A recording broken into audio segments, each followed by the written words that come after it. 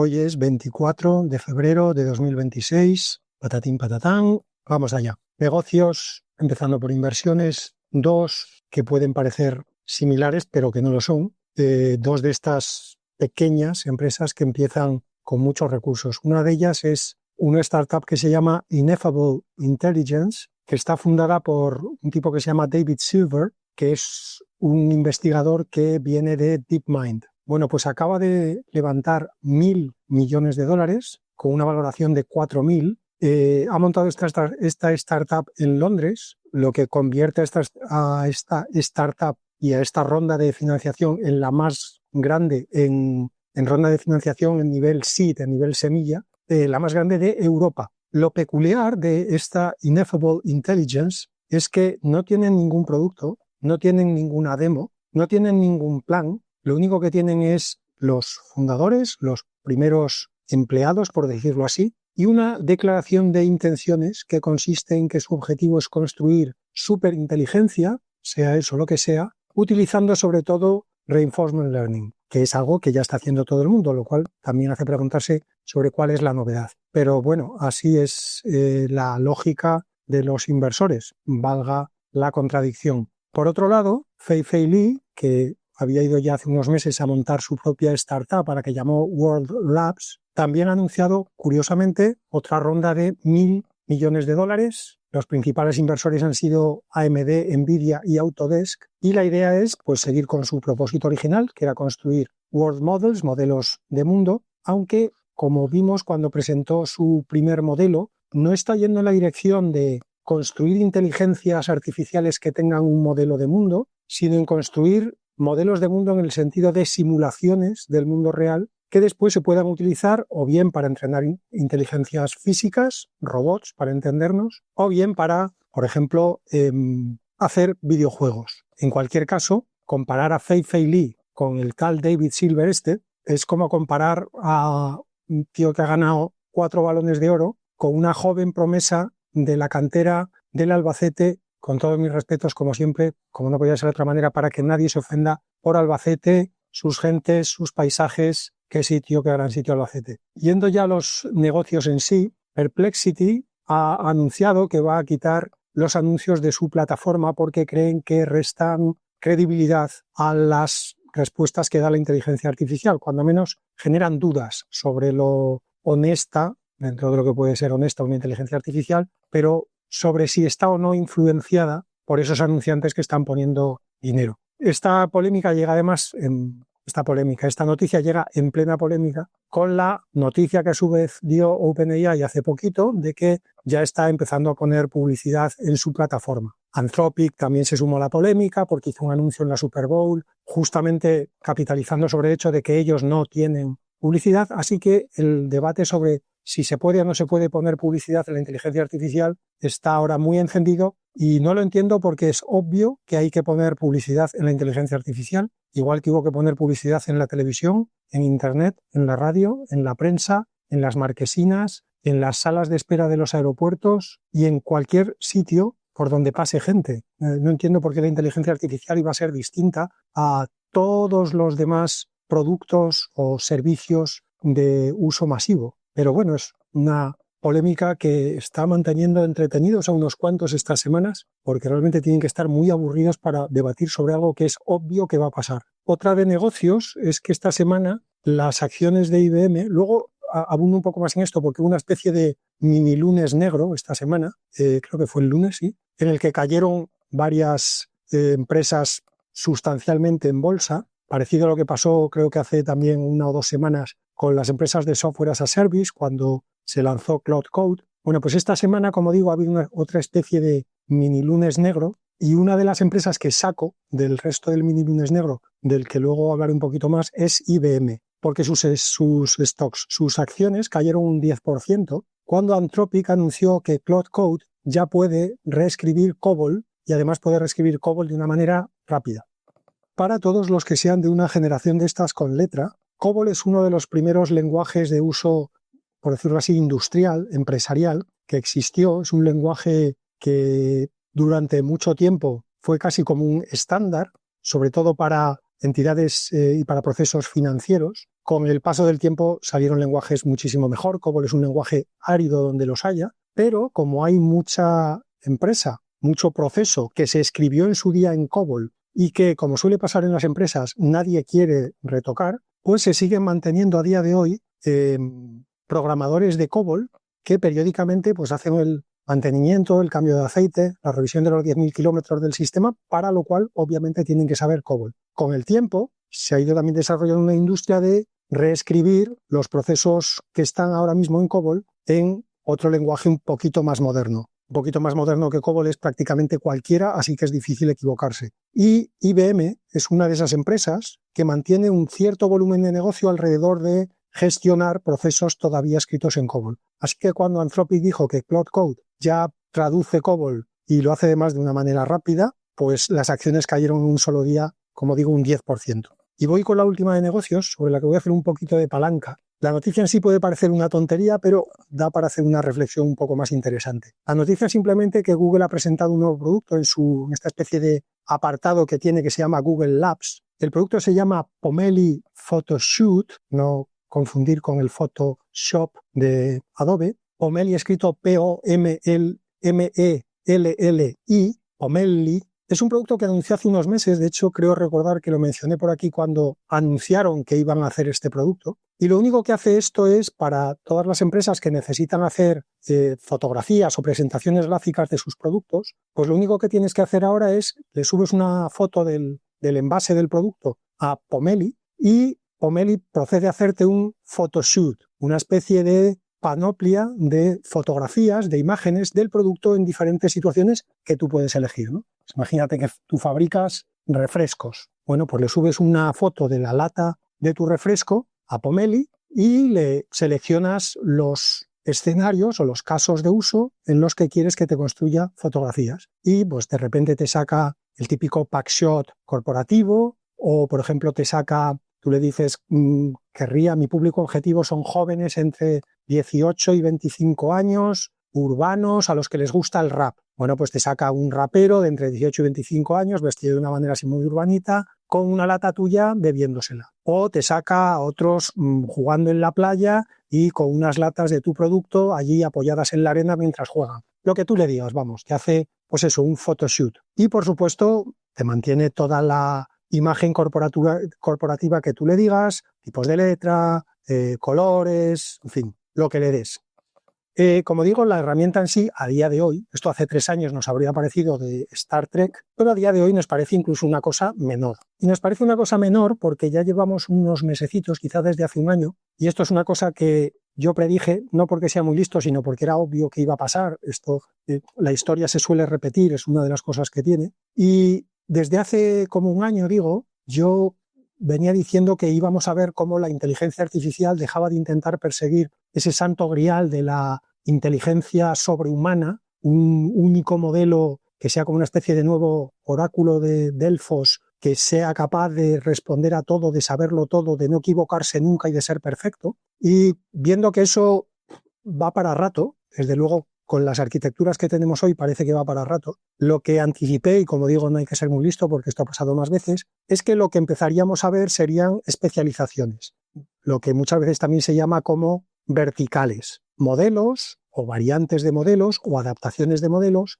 que no van a hacer muchas cosas, van a hacer solamente una, pero la van a hacer muy bien. Y que vamos a empezar a ver una retahíla de herramientas específicas para distintas tareas empresariales. Esto, como digo, ha pasado más veces, muchas veces la comparación de la inteligencia artificial con la llegada de Internet en su día, pasó también con Internet, ha pasado con todos. De hecho, hay un dicho que hay 2 maneras de hacer negocios, que es bundling y unbundling, es decir, empaquetando y desempaquetando productos. Tú cuando tienes una nueva tecnología que la gente no entiende muy bien, tú lo que haces es empezar a unbundle, es decir, empiezas a decirle a la gente usos concretos de esa tecnología y le vendes cada uso concreto por separado. A medida que la gente se hace más familiar con la tecnología, le empieza a parecer un coñazo eso de tener 24 herramientas distintas, entonces aparece el negocio de bundle, empaquetarlo todo y venderle al cliente un único producto con un único precio, una única cuota que hace todas las cosas a la vez. Con el tiempo, el cliente empieza a ver que de todo lo que tú le vendes empaquetado, usa mucho 4 o 5 cosas usa más o menos algo otras 4 o 5 y no usa nada otras 4 o 5 y empieza a pensar por qué tengo que pagar por todo si solo uso, digamos, en total unas 8 siendo muy generoso. Entonces vuelve a aparecer el negocio del unbundling. Hay un listo que piensa, hay una oportunidad en venderle a las empresas solamente lo que utilizan por separado. Y entramos en el bucle o en la zona del unbundling. Las empresas se vuelven a cansar de tener muchos productos separados, vuelve la moda del bundling y así evoluciona la humanidad, esta especie llena de misterios. Pues con la inteligencia artificial está empezando a pasar eso. Fijarse, o como diría Lola Flores, fijarse en que he empezado ese ciclo, ese proceso cíclico antes diciendo, llega una tecnología y como la gente no la entiende, hay que desglosársela en casos concretos. Bueno, pues ese es el origen de todo. El origen de todo es que la gente no entiende la tecnología. Voy a repetir una vez más la letanía esta que suelto periódicamente, de que el principal problema que están teniendo las empresas con la inteligencia artificial es que no entienden la inteligencia artificial. No saben qué es, no saben cómo funciona y por lo tanto es muy difícil que si no sabes qué es algo ni cómo funciona, puedas generar tú ideas de cómo utilizar eso que no sabes qué es y no sabes cómo funciona. Es más fácil esperar a que vengan los listos de turno, listos en el sentido literal, no peyorativo, que ven la oportunidad de simplificarte ellos la tecnología y darte aplicaciones concretas. Esto de simplificar, aprovecho para hacer una palanca sobre la palanca, vaya por delante que tampoco lo digo en un sentido peyorativo, todo lo contrario. Una de las tareas más complicadas que tiene dirigir una empresa, podría argumentarse incluso que es la más complicada, pero desde luego una de las más complicadas es ser capaz de simplificar. Obviamente ser capaz de simplificar bien, o utilizando el término aristotélico, de encontrar el virtuoso término medio en la simplificación. La realidad es compleja y en la realidad de cualquier empresa, sobre todo de una empresa grande, es más compleja. Tus consumidores son complejos, tu organización, si la empresa grande es compleja, tus empleados son complejos, tus competidores tocan las narices permanentemente, lanzando cosas, cambiando los precios, haciendo nuevas campañas, haciendo promociones, bla, bla, bla. La cadena de suministro suele ser un mundo en sí mismo, las obligaciones o las restricciones financieras que puedas tener en cada momento también están ahí para complicar todavía más la realidad y jugar con toda esa complejidad permanentemente es inmanejable. Parte de tu trabajo al dirigir una empresa es simplificar toda esa complejidad y, como digo, simplificarla hasta ese virtuoso término medio, porque si simplificas demasiado te pierdes oportunidades. Si tú tienes una fábrica de churros y simplificas demasiado la realidad, la simplificas en el sentido de decir, mira, déjate de narices, nosotros lo que tenemos que hacer es churros y si hacemos buenos churros, los venderemos. Bueno, has simplificado de más, te vas a perder muchas oportunidades y probablemente además tu competencia te pase por encima porque tú has simplificado demasiado, te has convertido en una presa demasiado fácil. Por el otro lado, si simplificas demasiado poco, si dejas que la complejidad entre en la organización, básicamente lo que montas es un carajal dentro de la empresa. La gente no sabe exactamente qué es lo que hay que hacer, no sabe cuáles son los objetivos porque de repente has puesto 14 objetivos y pretendes que la gente cumpla los 14 a la vez. Y como no tienes recursos infinitos, lo que suele pasar es que toda esa complejidad no avanza porque a cada uno de los factores no le puedes dedicar los recursos suficientes. Así que esa simplificación en el punto justo, al dente, es, como digo, una de las tareas más difíciles que hay que hacer cuando se dirige una empresa. ¿Qué pasa cuando llega una tecnología nueva? Pues que tú, para poder simplificar algo, tienes que entender toda la complejidad de ese algo. Difícilmente puedes simplificar, de nuevo, algo que no conoces. Si yo, que no tengo ni idea de cuál es el proceso de fabricación de un barco, alguien me pide que le simplifique el proceso de fabricación de un barco, yo le voy a decir,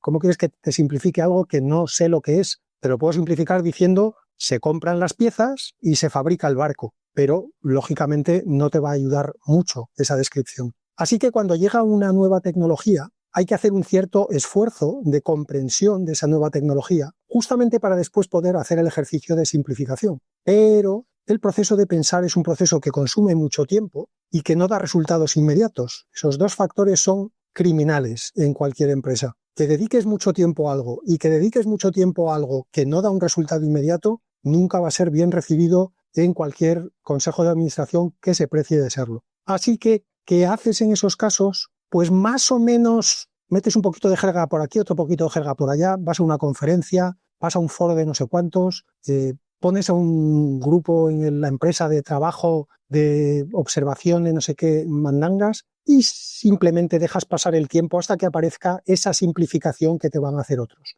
Hasta que otros te vengan a ofrecer cosas concretas que tú sí ya puedas entender fácilmente, pero estamos en el caso en el que has simplificado demasiado. Has dejado que otros te simplifiquen demasiado y por lo tanto te estás perdiendo oportunidades seguro. Y ahí es justamente donde yo creo que está empezando a entrar la inteligencia artificial. Yo el otro día, mientras tomaba notas para resumir la semana, le llamaba esto, estamos entrando en la fase banner de la inteligencia artificial. Todos los que tengáis edad suficiente para recordarlo, os acordaréis de cuando en Internet apareció el banner. Y era un poco una situación como esta. En las empresas nadie tenía muy claro qué era Internet, nadie tenía muy claro para qué servía, si es que servía para algo, nadie tenía muy claro para qué funcionaba y por lo tanto qué se podía hacer con eso. Así que a todo el mundo se le abrió el cielo cuando a algún espabilado se le ocurrió decir, aquí lo que hay que hacer es en las páginas web poner los típicos robapáginas de toda la vida de la prensa escrita. Le llamó banner, porque se le llama robapáginas, le quita glamour. Estandarizó unos cuantos tamaños de banner y a partir de ahí las empresas se empezaron a abrazar hasta el punto de hacerse heridas en la espalda de lo felices que estaban de por fin tener un estándar fácil de entender, fácil de implementar y que les permitía decir nosotros ya estamos usando Internet. ¿Por qué? Pues porque ponemos banners. Eso es un poco lo que está pasando, lo que yo veo que está pasando ahora en inteligencia artificial. La mayoría de las empresas que dicen que hacen cosas con inteligencia artificial, lo que están haciendo es esa sobresimplificación de hacer unos casos de uso concretos que normalmente además les ha propuesto alguien desde fuera o han visto en otro sitio o han leído en otro sitio. No han hecho un ejercicio propio de intentar, como decía antes, empezar entendiendo la complejidad y después hacer el ejercicio de simplificación, sino que simplifiquen otros por mí. Esto nos mete, si es así, en una fase que va a ser aburrida, pero más aburrida que ver una partida de ajedrez en super slow motion. Esta fase de estandarización, de simplificación que lleva a la estandarización,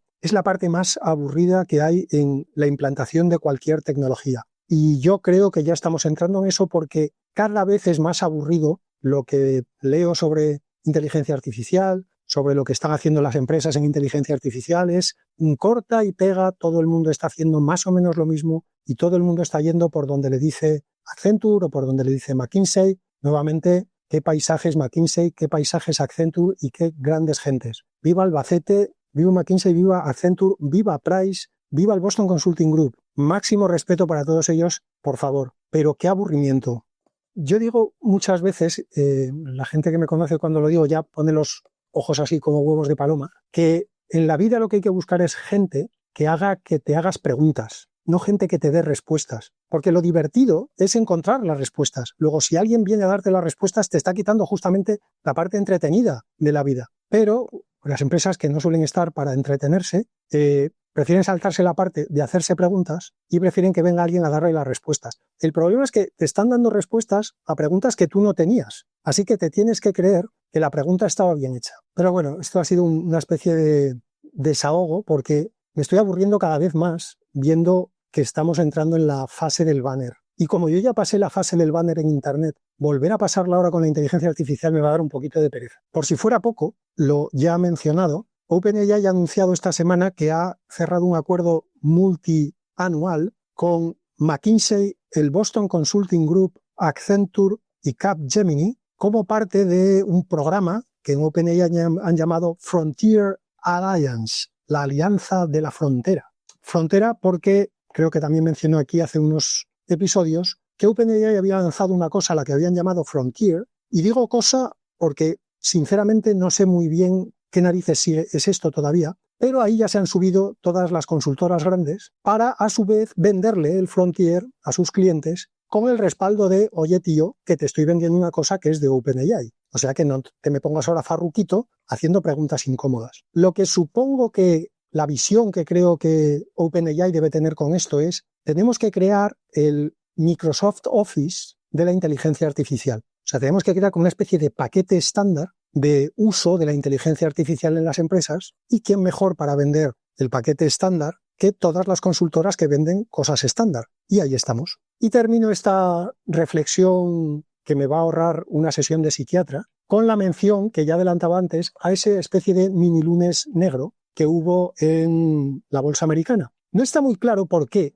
cayeron varias empresas de golpe y cayeron tanto, pero la teoría ganadora es que todo empezó con un informe que publicó una pequeña empresa de investigación que se llama Citrini Research, Citrini o como se diga esto. De repente me recordaba a Maritrini, ya no me parece tan serio el informe. Bueno, Citrini, como digo, es una empresita pequeña, pero que hace de vez en cuando informes interesantes. A este lo llamó The 2028 Global Intelligence Crisis, la crisis de inteligencia global de 2028. Y era básicamente una reflexión sobre qué podría pasar en escenarios hipotéticos en el caso de que la inteligencia artificial agéntica, tan de moda ahora, empezara a tener un impacto real en la economía en distintas áreas donde ellos planteaban la posibilidad de que realmente se produjera ese impacto. Bueno, pues todas las empresas o muchas de las empresas que tienen un negocio muy fuerte en esas áreas en las que el informe de Citrini especulaba con la posibilidad de que la inteligencia artificial tuviera un impacto grande, como digo, esas empresas cayeron de golpe en un día. Insisto en que el informe de Citrini, siendo interesante, no plantea nada que no se pudiera plantear cualquier grupo de personas medianamente espabiladas que se reunieran, te voy a decir todo lo más, un par de tardes para reflexionar sobre cómo la inteligencia artificial puede afectar a nuestro negocio. Me refiero a un grupo de personas espabiladas de cada empresa o de cada sector o de la administración. Digo esto porque a mí lo que me sorprende de estas cosas, ya lo dije en su día con la de la caída de las empresas de software as a service, es que me quedo con la sensación de, pero ¿quién narices está aquí? ¿Quién lleva el timón del barco? O sea, de repente sale un informe que plantea unas reflexiones muy lógicas, pero también, como digo, muy previsibles. Si de repente esas empresas se caen, lo que pienso es que nadie había hecho esta reflexión en los accionistas de esas empresas. Nadie. O sea, estos tipos tienen invertidos millones y cientos de millones y miles de millones de dólares en empresas y no se han sentado 2 tardes a pensar cómo puede afectar la inteligencia artificial a las empresas en las que tenemos participaciones, que de repente unos tipos de Citrini presentan un informe y todos salen corriendo a vender las acciones que tenían. Total, que volvemos a lo de antes. Cuando no te quieres hacer preguntas, difícilmente vas a encontrar respuestas. Entonces, cuando alguien se hace las preguntas y da las respuestas, te entra el pánico. Es que pensar un poco es mucho más útil de lo que parece. Voy con desarrollo, que esta semana también es un poquito un erial. Esta semana me he quedado con la sensación esta de qué época más aburrida viene si esto sigue así. Pero bueno, casi estoy deseando que venga otra vez un invierno de estos de inteligencia artificial y que haya pocas cosas, pero por lo menos sean interesantes. Y no este diluvio de chorradas que son todas detallitos de detallitos de detallitos. Modelos y versiones que merecen la pena esta semana. Por un lado, Claude ha presentado la versión 4.6 de Sonnet, que es lo que al principio era como su versión media, porque al principio tenían Haiku, Sonnet y Opus. De Haiku hace mucho que no sabemos nada y ahora básicamente están progresando con Sonnet y con Opus. La principal novedad de Sonnet es que aumenta el contexto a 1 millón de tokens y en el caso de Anthropic, cuando aumentan el contexto es porque normalmente su modelo ya lo maneja bien. Ellos han ido siempre un poquito por detrás de los grandes titulares que otros daban con las ventanas de texto que eran capaces de manejar, pero que luego realmente no eran capaces de manejar. Y tiene un 20% del precio de Opus, con un rendimiento, como digo, no solamente alto, sino en algunas áreas concretas, como por ejemplo finanzas y computer use en Cuba, tiene rendimiento comparable al Opus 4.6. Siguiente modelo es la versión 3.1 de Gemini Pro, que según Google es comparable a Opus 4.6 y de hecho en el Arcaggi 2, que es uno de los pocos benchmarks que todavía miro cuando lo publican, en el Arcaggi 2 supera Gemini 3.1 Pro a Claude Opus 4.6 y comparándolo contra sí mismo, la antigua versión de Gemini, la 3, tenía menos de la mitad de score en el Arcaggi 2 de lo que tiene la 3.1. Google también ha presentado esta semana un modelo de generación de música, al que han llamado Lyria, escrito Lyria, Lyria 3, y lo interesante es que lo han sacado dentro de la aplicación de Gemini, con lo cual ahora todo el mundo en su móvil va a poder tener un modelo de generación de música. Funciona como funciona Suno o como funciona Udio, tú le metes un prompt de texto o, en este caso también le puedes poner una foto para que se inspire y a partir de eso te genera una cancioncita o un jingle, una música en general de 30 segundos a la que también le puedes pedir que le ponga letra y que él mismo genere la letra e incluso que te haga una cover, una foto de portada, como si fuera un disco. El hecho de que, lo interesante de esto, como digo, es el hecho de que venga en la aplicación de Gemini, porque eso es quizá lo que puede hacer este tipo de modelos que con las empresas dedicadas específicamente a ello, como decía antes, Uno o Udio, no ha acabado de despegar, pues a lo mejor ahora al tenerlo todo el mundo en su aplicación, pues además de ver vídeos y además de ver fotos, vamos a ver también musiquitas generadas con inteligencia artificial y la vida será un poquito más insoportable. Y para terminar con modelos, una doble, porque hacía tiempo que no veía ninguna noticia sobre el campo, digamos, de los avatares humanos, de usar inteligencia artificial para que generen, pues eso, avatares, imágenes de personas, imágenes reales de personas, que sean capaces de recitar un texto, de cantar, de hacer lo que sea, es decir, de suplantar, sin ningún oscuro objetivo, a un ser humano en un vídeo. Bueno, pues esta semana, digo que hacía tiempo que no veía nada, esta semana he visto dos. Por un lado es una empresa que se llama Tavus,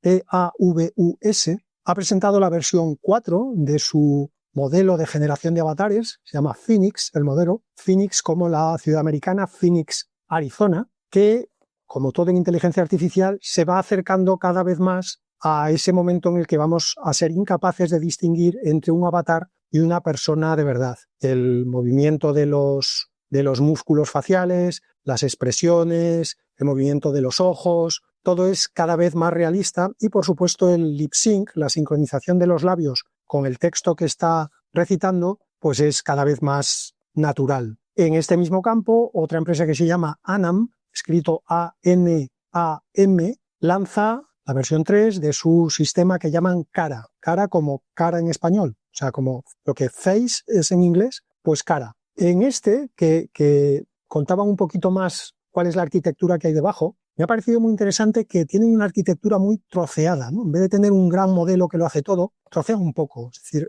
por un lado, cuando tú le das el texto que quieres que diga el avatar, o si quieres también tienes la opción de que lo genere un LLM, tú simplemente le dices, hazme un discurso sobre la importancia del petróleo en el siglo XX, no sé, lo que quieras. Que te genere el discurso un LLM y que después se cree un avatar que lea ese discurso. Bueno, pues lo primero que hace el sistema, que como digo tiene como trocitos, el primer trozo del sistema lo que hace es coger ese texto y generar el audio con un TTS, con un text-to-speech. En ese texto tú puedes incluir, cuando lo redactas, las emociones que quieres que vaya teniendo en cada momento. Pues si en un momento quieres que pronuncie algo de una manera más solemne, si quieres que lo pronuncie de una manera más informal, si quieres que lo pronuncie como si fuera un chiste, si quieres que se ponga triste, lo que tú le digas. De tal manera que en esa primera fase se genera el audio a partir del texto, incluyendo ya las entonaciones, los matices de voz que quieres que tenga. En el siguiente paso, un modelo que es un híbrido de difusión y de transformer, por eso se llaman estos modelos Diffusion Transformers, usa ese audio para generar embeddings de los movimientos de la cara que corresponderán con cada uno de los sonidos que hay que pronunciar en ese audio. De tal manera que, nuevamente, si hay un momento en el que el audio empieza a ponerse como graciosete, este Diffusion Transformer lo que genera son embeddings de qué movimientos de la cara habrá que hacer en ese momento para generar una sonrisa. Si suena sorprendido el audio, pues generará los embeddings que hará que arquees las cejas y abras mucho los ojos. Una vez hecha esa fase, la siguiente es simplemente coger la imagen del avatar, una imagen del avatar quieto. De hecho, puedes subir, si quieres, por ejemplo, una foto tuya para que se genere un avatar que sea igual que tú. A esa primera imagen del avatar se le van aplicando todos los movimientos que se han generado en el paso anterior y finalmente se combina ese vídeo con el audio que ya habíamos generado antes. Lo interesante de que el proceso esté tan troceado es que puedes cambiar cualquier pieza del sistema sin necesidad de reentrenarlo todo. Por ejemplo, como decía, puedes utilizar cualquier foto y no hay que reentrenar nada en el sistema. De hecho, ellos dicen que si subes una foto en minutos, puedes tener ya al avatar basado en esa foto diciendo lo que tú quieras. Y el problema que se le viene a uno a la cabeza, obviamente con una arquitectura tan troceada, es esto tiene que tener una latencia espectacular. Pues no, la latencia se mantiene alrededor de los 70 milisegundos desde la entrada del texto hasta la producción del primer frame del vídeo. 70 milisegundos en una H200, en una gráfica H200, en 70 milisegundos se completa todo ese proceso que he detallado y que a mí, desde luego, cuando lo leí me parecía que iba a llevar muchísimo más tiempo. Fin de los modelos versiones. Esta semana solo he visto un paper que me ha llamado la atención. Es un paper de la Universidad del Sur de California, de la USC. Grandes quarterbacks han salido de la USC,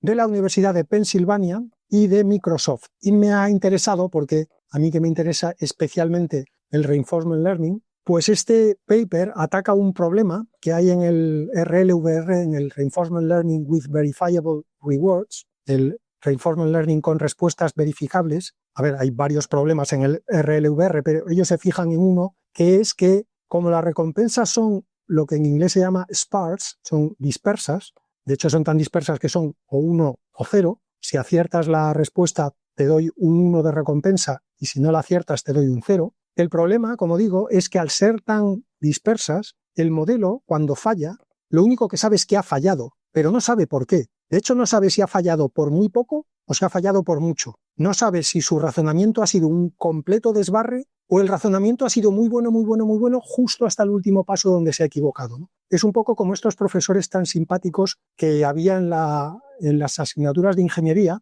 en las que directamente los problemas estaban o bien o mal. Y da igual que te hubieras pegado 20 folios de demostración de un teorema de álgebra, que como te hubieras equivocado en un signo en la página 17, el problema estaba mal y te ponían un 0 en el problema y vete tú a reclamar. Creo que ahora si vas a reclamar a un profesor de la universidad, incluso te ponen un psicólogo de apoyo. En aquella época, estoy hablando, cuidado, yo recuerdo una vez que fui a revisar un examen que había un diplodocus delante de la puerta del profesor. Estamos hablando de hace muchísimo tiempo, pero en aquella época tú ibas a revisar un examen, veías que, joder, se te había ido un poco el boli en un signo menos y habías intentado hacer un signo más, no te había escrito bien el boli en el palito vertical y se te había quedado solo el horizontal, y a partir de ahí tú habías seguido como si eso fuera un signo menos, y da igual, ya le podías contar al profesor tu vida. De hecho, normalmente yo creo que en general todos probamos a ir a revisar un examen una vez y ya no volvimos nunca, porque total, ¿para qué? Bueno, pues eso justamente es lo que le pasa al RLVR, que no sabe cuando falla, si ha fallado por mucho o por poco. Con lo cual, modifica a veces sus policies mucho más de lo que las tendría que modificar. Porque si se ha equivocado por poco, no tendría que modificar las policies como si fuera un 0. Si se pudiera, habría que haberle puesto a lo mejor un 0,9 o un 0,95. No para que el modelo no se deprima y tenga que ir al psicólogo y sienta que la sociedad está contra él. No, simplemente para que el modelo no pegue un bandazo corrigiendo las policies pensando que como ha obtenido un 0, la respuesta era muy mala. Bueno, pues lo que proponen en este paper, como una manera de evitar eso, es lo que llaman experiential reinforcement learning, o sea, aprendizaje por refuerzo experiencial. Lo que se hace es entrenar al modelo de manera que cada vez que falle, haga él mismo una reflexión sobre por qué ha podido fallar y modifique solamente las policies que puedan corregir ese fallo que le está identificando. Es decir, la respuesta, el 0,1 que antes mandábamos directamente, por decirlo así, a cambiar las policies, aquí el 0,1 lo único que es como una especie de señal para seguir un paso más adelante. Si te doy un 1, no tienes que hacer nada, me refiero al modelo. Si te doy un 0, tienes que hacer una reflexión sobre por qué has podido fallar. Y cuando hayas identificado dónde crees que has fallado, corrige tus policies para evitar volver a producir ese fallo otra vez en el futuro. Pero solamente esas policies, no todas. Esto, por cierto, es lo que solemos hacer los humanos. Tú cuando pones en marcha un proyecto y el proyecto sale mal, normalmente no vuelves a empezar el proyecto desde cero a ciegas, sino que lo primero que haces es un post-mortem de estos, lo primero que haces es analizar el proyecto que has hecho para ver por qué ha salido mal, dónde ha estado el fallo y aprender para la siguiente vez. Utilizando este ERL, Experiential Reinforcement Learning, en el paper obtienen mejoras de hasta un más 81% en entornos de razonamiento complejos, en entornos que requieren muchos pasos de razonamiento, y hasta un más 11% en tareas que requieren tool using, que requieren utilizar herramientas externas al modelo. Y termino con las pildoritas de la semana. Anthropic ha dado algunos datos curiosos sobre el uso de Claude Code, el uso que están haciendo los usuarios de Claude Code. por ejemplo, el tiempo medio que Cloud Code actúa autónomamente, es decir, el tiempo que los usuarios dejan que Cloud Code haga algo sin supervisarlo, por decirlo así, en las sesiones más largas, que es donde tiene sentido medir el uso autónomo, porque en una conversación de 2 preguntas y 2 respuestas no es nada relevante, pues como digo, en las sesiones más largas, el tiempo en el que Cloud Code actúa autónomamente se ha prácticamente doblado en 3 meses. Antes la media era unos 25 minutos y ahora la media son unos 45 minutos. De la misma manera, las sesiones con lo que se llama Full Auto Approved, es decir, sesiones con autoaprobado completo, en el que básicamente tú le pides a Cloud Code que haga algo y le dices que te dé el resultado final sin supervisar ningún paso intermedio, esas sesiones con Full Auto Approved han pasado del 20% al 40%, también el doble. Esto lo que viene a indicar es lo que, digamos, viene a indicar cuantitativamente algo que cualitativamente yo creo que todos hemos notado, y es que Cloud Code fue realmente un salto no incremental, sino un salto cualitativo hacia adelante. La siguiente pildorita es que T-Mobile, que es un operador de telefonía americano, ha anunciado que va a poner en marcha un servicio de traducción simultánea de llamadas por inteligencia artificial en más de 50 lenguajes, pero lo va a poner en el propio servicio de la compañía, es decir, no vas a tener que instalarte nada en el móvil, sino que si tú eres cliente de T-Mobile, cuando alguien te llame y te llame hablando Swahili, si es uno de los 50 elegidos, tú vas a poder elegir que esa llamada se haga con traducción simultánea. Como digo, el servicio estará en la infraestructura de T-Mobile, no en cada una de las terminales. De momento lo han presentado en lo que ellos han llamado fase beta, en un grupo reducido de prueba de clientes de Estados Unidos. Tercera pildorita tiene que ver con una empresa que se llama Sarvam, escrito S-A-R-V-A-M, Sarvam AI,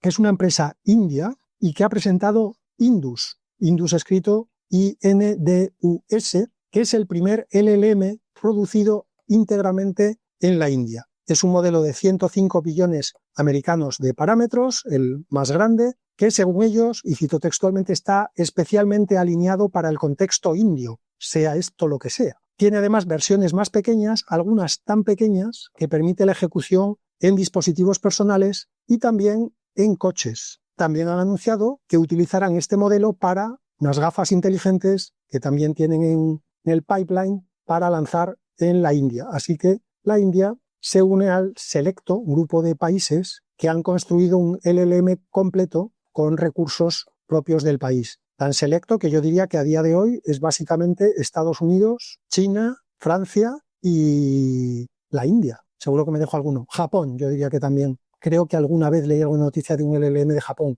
pero desde luego si lo han hecho no han evolucionado mucho. Y seguro que me dejaré alguno porque así es la vida y cuando intentas recordar algo así jugándotela siempre sale mal. Cuarta pildorita, una startup que se llama Taalas, T-A-A-L-A-S, es una startup que se dedica a la fabricación de microchips y que ha salido de esto que les gusta mucho a los americanos, que es el modo stealth. Estaba como en modo oculto y ha salido porque han presentado su primer chip al que han llamado HC1 y que tiene la peculiaridad de que es un chip que cuando se fabrica ya se le graba un determinado LLM para que ejecute exclusivamente ese LLM y nada más. Es decir, que el microchip no va a tener que acudir a circuitería convencional para ejecutar el LLM, sino que el LLM está grabado en la circuitería en el momento de la fabricación. En el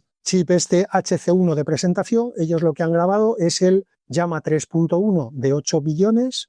Obviamente es un modelo a día de hoy poco potente. Supongo que han tenido que utilizar un Llama porque es open source, pero ellos dicen que su sistema de fabricación, su arquitectura, permite grabar, permite incrustar cualquier modelo en sus chips en cuestión de meses. El resultado, obviamente, es que la inferencia se hace a la velocidad del rayo. En concreto, sus tests lo que miden es una inferencia hasta 100 veces más rápida que la que se puede hacer con chips convencionales. Y termino con robótica, que es otra de mis niñas bonitas, porque una startup, atención, húngara, que se llama Alonic, escrito A-L-L-O-N-I-C,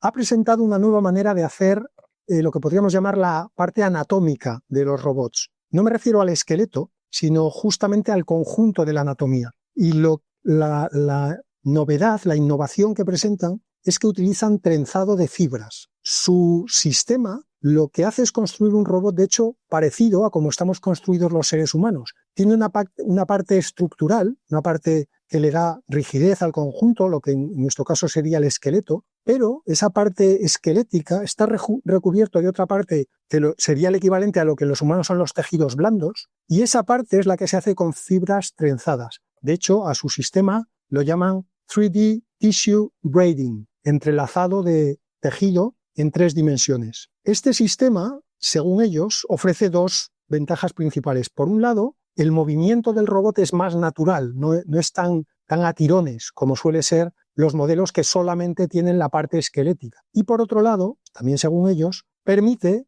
cambiar o adaptar diseños mucho más rápidamente. Ellos dicen que sus diseños, con el trenzado de fibras, permite cambiar un determinado componente, una mano, una articulación, en días en lugar de en meses. Obviamente esta es una solución que está muchísimo más verde que las soluciones convencionales que vemos hasta ahora, que son soluciones esqueléticas, sin ningún tipo de tejido blando, pero precisamente porque es una nueva solución y por este aburrimiento que ya veo cernirse sobre todos nosotros, a medida que las empresas se van acomodando en la seguridad de la simplificación sin haber hecho el ejercicio de la complejidad primero, y a medida que los papers también van hilando cada vez más fino en detalles de detalles de detalles, pues como digo, para combatir ese aburrimiento, me ha parecido interesante este ejercicio de esta startup, que además, no lo niego, me ha gustado que sea húngara, porque en Europa de vez en cuando parece que aún queda alguien un poco despierto. Os dejo un vídeo en las notas, como suelo hacer con la robótica, y eso ha sido todo por hoy, hasta cuando sea.